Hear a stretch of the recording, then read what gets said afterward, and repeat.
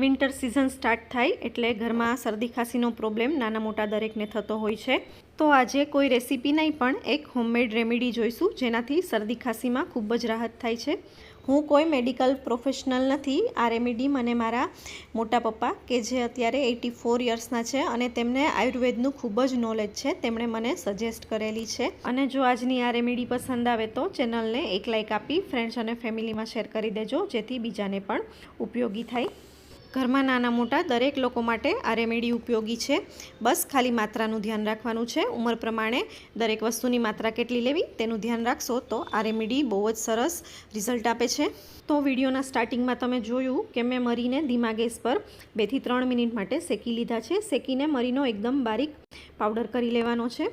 તો હવે અહીંયા મેં મરીનો પાવડર લીધો છે. અત્યારે હું તમને જે માત્રા બતાવી રહી છું તે 2 થી 2.5 વર્ષના બાળકથી સ્ટાર્ટ કરવાની છે. તો 2 થી 2.5 વર્ષનું બાળક હોય ત્યારે તમારે આટલા મરી લેવાના છે.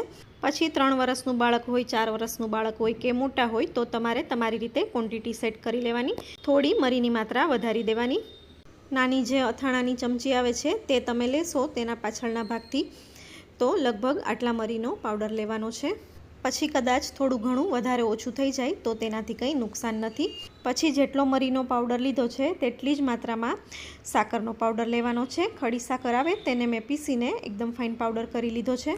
વિડીયો પૂરો જોજો, સ્કીપ કર્યા વગર. બહુ જ ઉપયોગી વિડીયો છે. ગળામાં પડતી ખરાશ કે છાતીમાં જામેલો કફ પણ આસાનીથી આ દવા લેવાથી ઓગળી જાય છે. અને હવે આ બંનેની સાથે જેટલી માત્રામાં મરી છે, મરી અને સાકર છે, તેટલી જ માત્રામાં ઘી લેવાનું છે. કેમ કે મરીનો ગુણ ગરમ છે તો તેની સામે ઘી આવશે તો મરી ગરમ નહીં પડે. એટલે મેં અહીંયા ઘી પીગાળીને લીધું છે. જેટલા મરી સાકર છે તેટલું જ ઘી લઈને એકદમ સરસ રીતે મિક્સ કરી લેવાનું. પછી આ રીતે મિક્સ કરીને સવાર અને સાંજ 2 ટાઈમ તમારે બાળકને ચટાડી દેવાનું. મોટા હોય તો મોટાને પણ આ જ રીતે લેવાનું. અને જો વધારે પડતો કફ લાગતો હોય તો 3 ટાઈમ પણ લઈ શકાય, સવાર, બપોર અને સાંજ. હમણાં મારા ઘરે મારો ભાઈ યુએસથી આવેલો હતો તો તેની 3 વર્ષની દીકરીને અહીંનું વેધર માફક નથી આવતું અને શરદી ખાંસી થઈ જાય છે. ખૂબ જ શરદી ખાંસી હતા અને ગળામાં ખરાશ પણ ખૂબ જ પડતી હતી. તો આ રીતે ઘી, સાકર અને મરી 2 થી 3 દિવસ 2 ટાઈમ ચટાડ્યું તો બહુ જ સરસ રિઝલ્ટ મળ્યું. અને મારા ભાઈએ જ મને કીધું કે તું આ વિડીયો બનાવ, ખૂબ જ ઉપયોગી છે, બધાને બહુ જ કામ લાગશે. તો આ થઈ શરદી માટેની રેમેડી. પણ શરદીની સાથે ખાંસી પણ ખૂબ જ આવે છે તો હું તમને બીજી રેમેડી પણ બતાવીશ જે તમારે આ દવાની સાથે સાથે જ કરવાની, તો ખાંસીમાં પણ 100% રિઝલ્ટ મળશે તમને. હવે શરદીની સાથે સાથે ખાંસી પણ ખૂબ જ આવે છે તો જ્યારે સવારે તમે મરી, ઘી અને સાકર આપ્યા તેના અડધો કલાક પછી તમારે દિવેલ અને મધ આપવાના છે. દિવેલ એટલે એરડિયું, આપણે જે ઘઉંમાં આપીએ તે. કેસ્ટર ઓઇલ પણ કહી શકો. મેં કેટલી માત્રા લીધી છે એ પણ હું તમને બતાવું. આ મેં 2 વર્ષના બાળક, 2 થી 2.5 વર્ષના બાળક માટેની જ માત્રા 2 વસ્તુમાં હું તમને બતાવું છું. પછી માત્રા તમારે ઉંમર પ્રમાણે તમારી રીતે સેટ કરી લેવાની. તો આ દિવેલને હવે આપણે હલકું પતલું કરવાનું છે. ગરમ નથી કરવાનું પણ સ્લાઇટ પતલું કરવાનું છે. આ રીતે ચમચીમાં લઈને હલકું ગરમ કરી લેવાનું એટલે દિવેલ પતલું થઈ જાય તો મધ સાથે એકદમ બરાબર મિક્સ થઈ જાય. હવે ગરમ કરેલું જે દિવેલ છે તેની સાથે આપણે મધ મિક્સ કરવાનું છે. તો જેટલી માત્રામાં દિવેલ લીધું છે તેટલું જ મધ લેવાનું છે.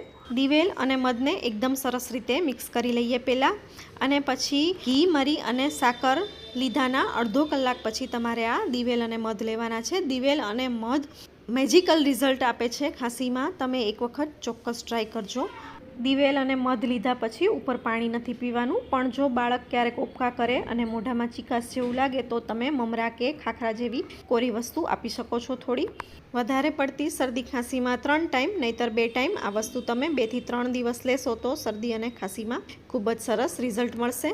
અને હા, દિવેલને મધ લેશો તો કદાચ પેટ 2 વખત વધારે પણ સાફ થશે તો તેનાથી બિલકુલ ગભરાવાની જરૂર નથી. પેટમાં ગયેલો કફ બધો ઝાડા વાટે નીકળી જશે અને શરદી ખાંસીમાં એકદમ રાહત મળશે.